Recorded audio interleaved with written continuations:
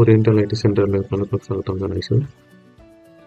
আপোনালোকে জানেনে যে আপোনালোকৰ ল'ৰা ছোৱালী সেই কম্পিউটাৰ কোৰ্চ কৰিলে আপোনাৰ ল'ৰা বা ছোৱালীজনে এটা ভাল চাকৰি পোৱাৰ সম্ভাৱনা আহিব। যদি আপোনাৰ ল'ৰা বা ছোৱালীজনী যদি জেনেৰেল শিক্ষাত শিক্ষিত ঘৰত বহি আছে, তেতিয়াহ'লে আপোনাৰ ল'ৰা বা ছোৱালীজনী কোনটো কোৰ্চ কৰাব, যিটো কোৰ্চ কৰাৰ লগে লগে কোনো এটা জবৰ কাৰণে অফাৰ পাব আৰু জব কৰিবলৈ সক্ষম হ'ব। আমি আজি আপোনালোকক জনাম যে কম্পিউটাৰ কোৰ্চ প্ৰথমতে কি কোৰ্চ কৰিলে আপোনাৰ ল'ৰা বা ছোৱালীজনীয়ে ভাল এটা জব পাবলৈ সক্ষম হ'ব আৰু অতি সোনকালে এটা জব পাই সিহঁতে নিজৰ কেৰিয়াৰ এটা ভাল স্থানত লৈ যাবলৈ সক্ষম হ'ব।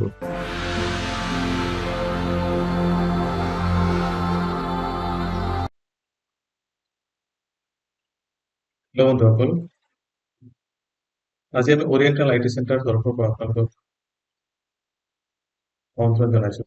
এতিয়া ধৰক আপোনাৰ সন্তানটো যদি মেট্ৰিক পাছ কৰিছে, নাইবা হায়াৰ ছেকেণ্ডেৰী পাছ কৰিছে, নাইবা ডিগ্ৰীয়ে পাছ কৰিছে, তেতিয়া যদি আপোনালোকক আপুনি কম্পিউটাৰ শিকিব বিচাৰিছে, নাইবা কাৰোবাক কম্পিউটাৰ চেণ্টাৰত এডমিট কৰিব বিচাৰিছে, তেতিয়াহ'লে কিন্তু আপুনি ডিপ্ল'মা ইন কম্পিউটাৰ এপ্লিকেশ্যন মানে DCA কোৰ্চটো কৰিলে বেছি ভাল হ'ব। কাৰণ DCA কোৰ্চটোত যিখিনি কোৰ্চ কণ্টেণ্ট আছে, সেই কোৰ্চ কণ্টেণ্টটো কৰাৰ পিছত আপোনাৰ সন্তানটি যিকোনো জাগাত যিকোনো অফিচিয়েল জবৰ কাৰণে এপ্লিকেবল হ'ব, নাইবা কোনো চৰকাৰী জব যদি এপ্লাই কৰে তেতিয়া কিন্তু ডিপ্ল'মা ইন কম্পিউটাৰ এপ্লিকেশ্যন তাতে এপ্লিকেবল হ'ব। চ' যেতিয়া এডমিশ্যন দিবলৈ যায় তেতিয়া কিন্তু আমি এই বস্তুটো চাব লাগিব যে কি কোৰ্চত আমি তাক এডমিশ্যন দিম আৰু সেই কোৰ্চটোত কি কি কণ্টেণ্ট আছে।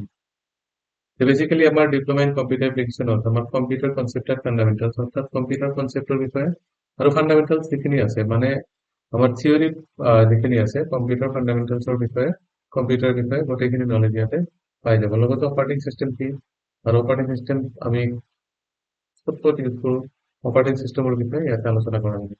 লগতে মাইক্ৰ'ছফ্ট অফিচ, অৰ্থাৎ অফিচিয়েল জবৰ কাৰণে মাইক্ৰ'ছফ্ট অফিচে ৱাৰ্ড, এক্সেল, এক্সেছ আৰু পাৱাৰ পইণ্ট এইখিনি বস্তু কমপ্লিট আপুনি এই কোৰ্চত শিকিব পাৰিব। লগতে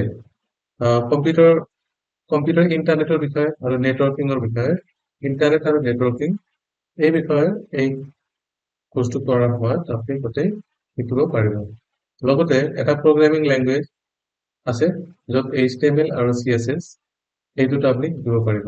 অভাৰঅল মানে এই কোৰ্চটো কৰাৰ পিছত আপুনি যিকোনো অফিচিয়েল জব নাইবা আপুনি নিজে কোনো এটা অনুষ্ঠান প্ৰতিষ্ঠানৰ লগত যোগাযোগ কৰি তাতে আপুনি কাম কৰিব পাৰিব।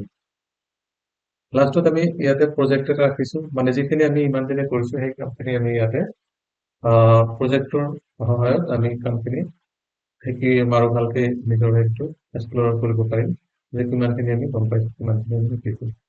লগতে এই কোৰ্চটো কৰাৰ পিছত আমি কি কি জব কৰিব পাৰিম বা কি কি কাম কৰাৰ আমাৰ এবিলিটি হ'ব। DCA কোৰ্চটো সম্পূৰ্ণ কৰাৰ পিছত আমি ডাটা এণ্ট্ৰি অপাৰেটৰ নাইবা ডাটা বিশ্লেষক মানে ডাটা এনালাইচিছ হিচাপে কাম কৰিব পাৰোঁ। বিশেষকৈ ই কমাৰ্চ আৰু ফাইনেন্স মানে বিত্তৰ দৰে খণ্ড, যিবিলাক ই কমাৰ্চ নাইবা ই কমাৰ্চৰ নাইবা ফাইনেন্স ডিপাৰ্টমেণ্ট আছে, তাতে ডাটা এণ্ট্ৰি আৰু ডাটা এনালাইচিছ আমি তাতে কাম কৰিব পাৰোঁ।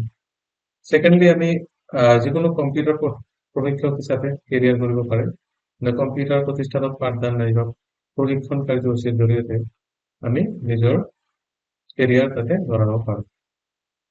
লাষ্ট হ'ল আমি কোনো কাৰ্যালয়ত কোনো এটা অফিচত ফ্ৰণ্ট ডেস্ক বিষয় হিচাপে মানে ফ্ৰণ্ট ডেস্ক অফিচাৰ হিচাপে তাতে যোগদান কৰিব পাৰোঁ।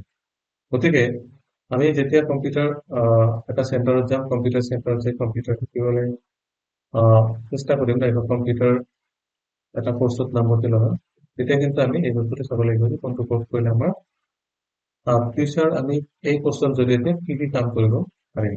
লগতে এই কোৰ্চটো কৰিলে যিকোনো গভৰ্ণমেণ্ট জবৰ কাৰণে এই চাৰ্টিফিকেটটো আমি তাতে ছাবমিট কৰিব পাৰিম। যিহেতু এইটো এটা ডিপ্ল'মা কোৰ্চ, গতিকে এই কোৰ্চটো আমি তাতে এই কোৰ্চৰ চাৰ্টিফিকেটটো তাতে আমি লোৱা দিব পাৰিম, নাইবা এই কোৰ্চৰ দ্বাৰা আমি কোনো এটা জবত এপ্লাই কৰিব পাৰিম।